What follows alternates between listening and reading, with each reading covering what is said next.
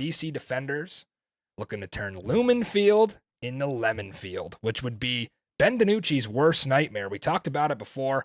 Both front offices gearing up for this playoff run, playing a little bit of chess. The Sea Dragons signed former Pro Bowl tailback Philip Lindsay.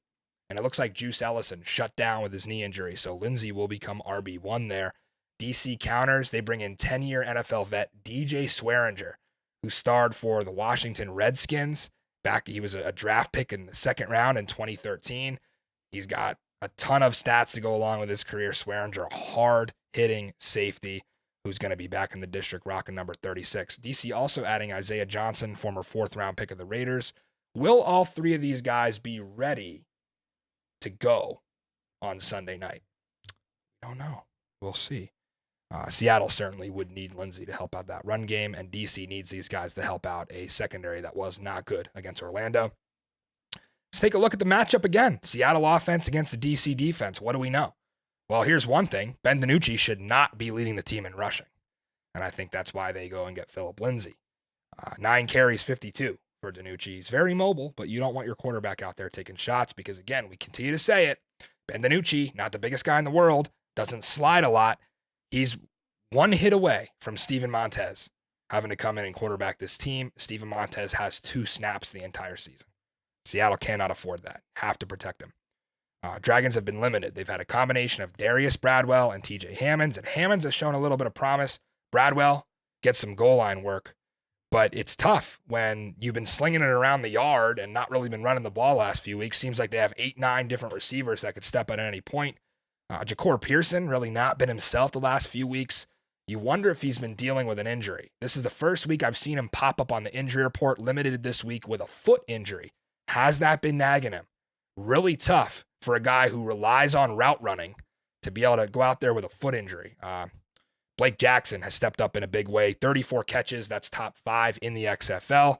Also has a pair of scores. He's been kind of working perfectly with June Jones. Remember, they go back to XFL 2020 in their days in Houston. What else do we know about the Seattle offense? They're still having a little bit of red zone woes, kind of a hangover in week 7. DiNucci throws a pick in the end zone, but they ultimately were able to take care of business and score enough points offensively to put away Arlington. I'm sure week 1 is behind them at this point, and they're not really talking about that, but the ball security is what reared its ugly head in that game and ultimately lost them the game, so have to take care of the ball. Same story every week. DC, not great on defense right now. Gave up 328 through the air to a lesser offense in Orlando. Now you got more playmakers out there with Seattle. I don't think Greg Williams will let that happen again. Cannot possibly do it. Reggie Northrup back healthy. Still a few guys banged up on the defensive side of the ball, though. Von Hutchins adding all these reinforcements should help, especially in the secondary. I think Zook and I will both agree. This is going to be a completely different game from week 1. And I'm not saying DC will lose. What I'm saying is I don't think DC is going to be able to rely on not the luck, but the bounce of ball that they got against Seattle. We talk about the Dragons potentially being 2 plays away from 7-0. And it's a hypothetical, so it doesn't really matter. But DC could not rely on the takeaways that they got the rest of the season against Orlando. They end up losing the game. They're going to have to catch up with Seattle offensively. You cannot just rely on your defense here. Total's pretty high, 46.5. Does Ben DiNucci self-destruct the way he did in week 1? I highly doubt it. So you're going to have to score. Just 40 points in the last meeting. Only 34 of those came on offense because Michael Joseph had the pick 6. Special teams has lost DC the game. Last week, I think the 29-yard field goal from Matt McCrane continues to play over and over in my head. If they have that, they sneak away 7-0. Totally different spot. But I'll ask the DC Defenders fans, would you rather lose to Orlando or Seattle? Because you're probably going to lose to one of them. If you lose to both, we're not in a good spot. But if you get this out of your system, you lose to Orlando, this Seattle game becomes a bounce-back spot for you. Seattle has been missing their starting left tackle, Liam Jimmons, for a while. You see how important offensive linemen have been in this league. Have to take advantage of that. Ben DiNucci, some of you forget, threw it 54 times in week 1. That's by far the XFL record. He will not do that again. They don't want to do that again. They don't want to have to rely on that. Could this be a shootout? Because DC has shown the last couple of weeks they can throw it around and score too. Let's flip sides of the ball.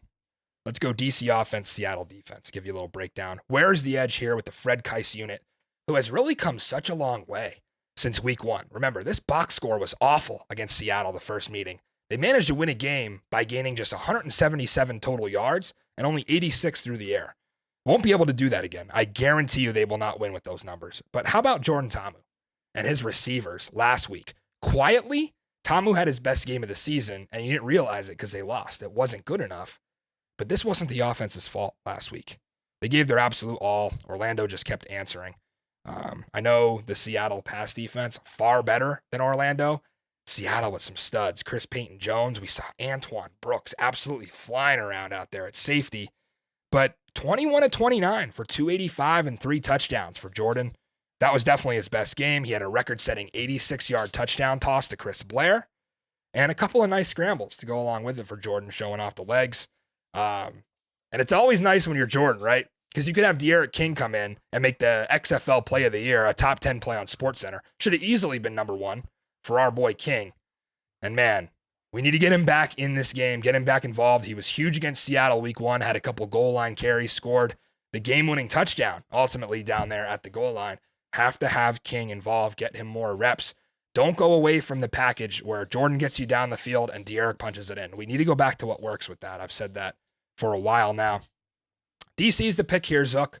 Playing in Lemon Field. Are you excited for Lemon Field to be rocking? Of course he's going Seattle. So we have some high stakes this week. We're not going to give it away yet. I wasn't sure if we were getting there. We're not going to give it away yet because we've been pretty good about surprising our audience with some of the nasty punishments that we've taken. Remember, to kind of recap, Zook suffered in week 1 with a plunger on his head during the show. Sure did. Mikey Manziel has completely painted his gut green and orange for Seattle. He's had lemons whizzed at him during a segment while he's trying to break down film in his own living room. And I'm missing one. Diaper. He wore a diaper on the show. and that's how you know it's bad, when I forget the worst one. So it's been brutal.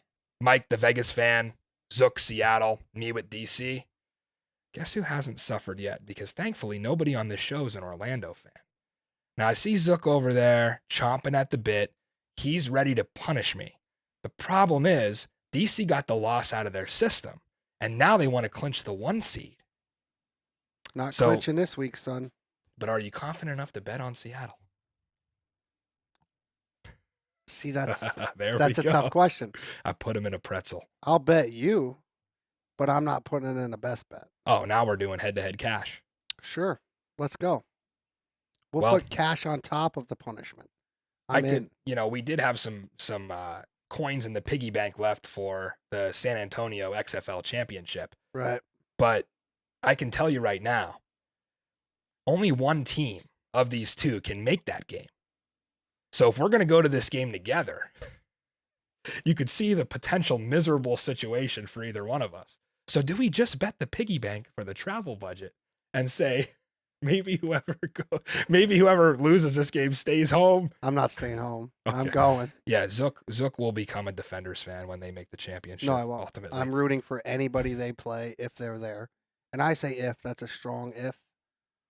Do we want Mikey Manziel on either of our sides this week? I'm nervous to see this. You've seen it. I have not. I already know whose side he is on. So, DC.